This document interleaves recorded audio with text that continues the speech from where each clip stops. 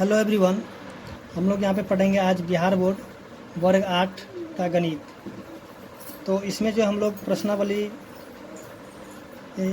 अध्याय जो है 8 का प्रश्नावली 8.2 तक पढ़ लिया था। अब हम देखेंगे यहाँ पे प्रश्नावली 8.3। तो जैसे कि यहाँ पे प्रश्नावली 8.3 में जो क्वेश्चन दिया हुआ है यानी 1 से लेकर के 3 तक, ये जो है यानी कि बिक्री कर पर आधारित प्रश्न है। यानी बिक्री कर या फिर टैक्स बोले या फिर वैट बोले, उसके ऊपर आधारित ये प्रश्न है 1, 2, 3। ठीक है ना। तो यहाँ जो है 4 के बाद से हमें पढ़ना है जो चक्रवृद्धि ब्याज है, उसके ऊपर आधारित प्रश्न है। ठीक है। तो सबसे पहले हम लोग यहाँ पे देखेंगे जो प्रश्न संख्या 1, 2, 3 है उसको। तो सबसे पहले हम लोग जानते हैं कि बिक्री कर और वैट या फिर टैक्स होता क्या है। तो जैसा कि हम लोग यहाँ पे देखेंगे, देखिए बिक्री कर क्या होता है। देखिए बिक्री कर जो है ना सरकार द्वारा वसूला जाता है। यानी वो जो है ना किसी प्रकार से क्या करता है, वस्तु की खरीद पर दुकानदार द्वारा क्या करता है, लिया जाता है और वो सरकार को दिया जाता है। ठीक है। और यह हमेशा जो है ना वस्तु के विक्रय मूल्य पर ही लगता है। और आजकल वस्तु के मूल्य में कर, वैल्यू एडेड टैक्स, जिसको वैट के नाम से भी जुड़ता है। ठीक है। यानी कि वस्तु के नाम पर यानी जुड़ जाए, जैसे वैल्यू एडेड टैक्स जिसको बोलते हैं, जिसको हम लोग बोलते हैं शॉर्टकट में वैट बोलते हैं। ठीक है। जैसे कि हम लोग कोई भी सामान है, जैसे कि हम लोग खरीदने के लिए जाते, जैसे मोबाइल खरीदे 10,000 रुपये का, तो उसमें जो होता है ना 4% या 5% के ऊपर जो अतिरिक्त हमें कर चुकाना पड़ता है। ठीक है ना। तो वो सीधे सीधे क्या होता है कि सरकार के जो है वहाँ पे यानी कि सरकार को दिया जाता है। ठीक है। तो आइए हम लोग देखते हैं इसका जो प्रश्न है। यहाँ पे जो प्रश्न संख्या 1 दिया हुआ है, सुधीर ने एक कोट 45 रुपये मूल्य के खरीदे। ठीक है। यानी कि 4500 रुपये में वो क्या किया, खरीद लिया। उसे बिक्री के 6% अतिरिक्त देने पड़े। तो बताइए कि सुधीर ने कोट खरीदने में कुल कितने रुपए लगाए। यानी कि सबसे पहले जो कोट का दाम कितना था, 4500 रुपये, और उसमें जो है जो टैक्स के रूप में क्या किया, 6% और ले लिया। यानी कि 4500 का जो है ना 6% और ले लिया। ठीक है।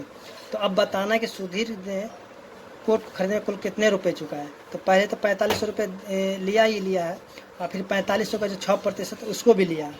ठीक है। तो आइए हम लोग देखते हैं इस क्वेश्चन को। तो सबसे पहले यहाँ पे हम लिखेंगे कोट का जो विक्रय मूल्य है,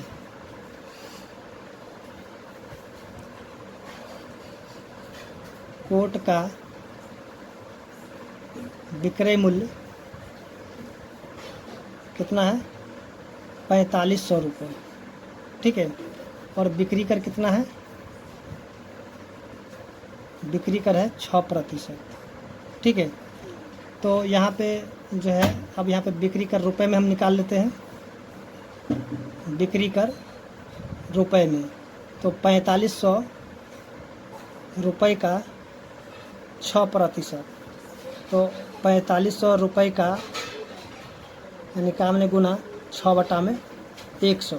तो 0 से 0 कट गया, इसको हम गुना कर कितना आ जाएगा, 200, 6×25 के 0, 6×24 27, यानी कि 270 रुपये।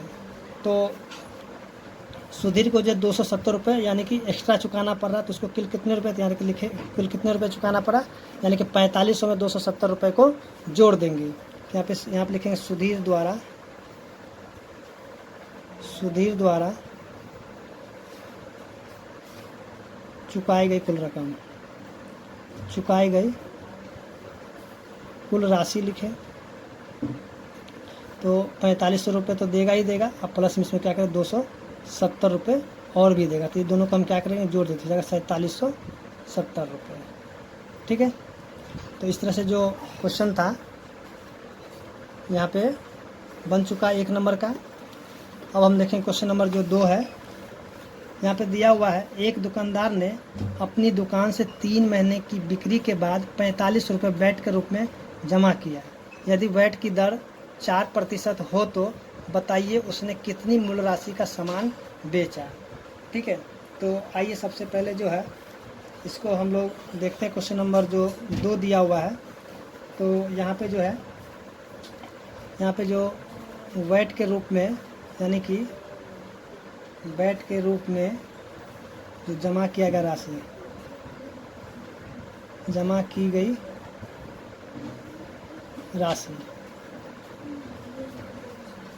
ठीक है, कितना है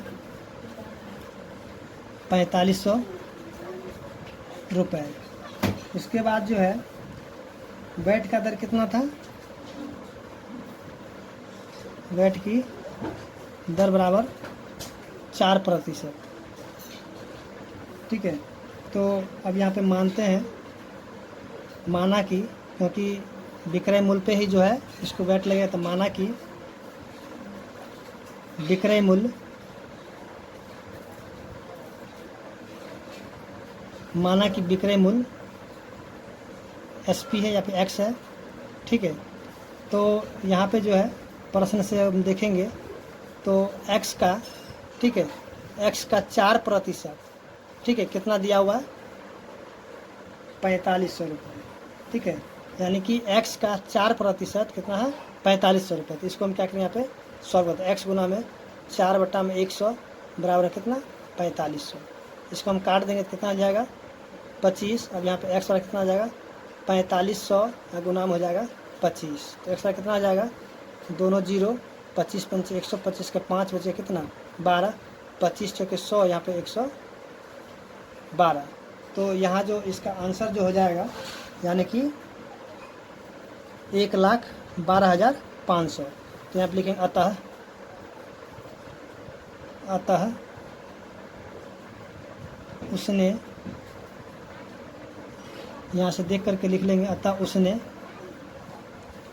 1,12,500 रुपये की 500 रुपये का सामान बेचा, ठीक है।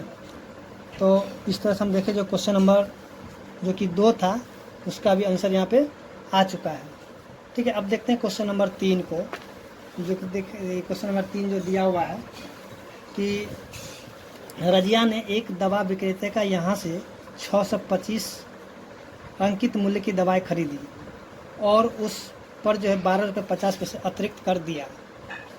बताइए कि अतिरिक्त कर की दर क्या थी। तो यहाँ जो क्वेश्चन नंबर 3 में हम देखेंगे कि दवा का जो विक्रय मूल्य कितना था, दवा का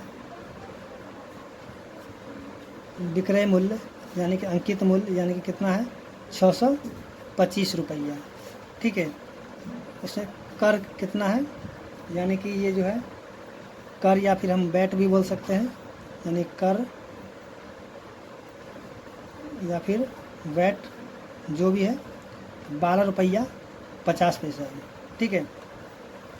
तो हमको यहाँ बताना कि यानी कि दर क्या, यहाँ पे लिखेंगे वैट दर या फिर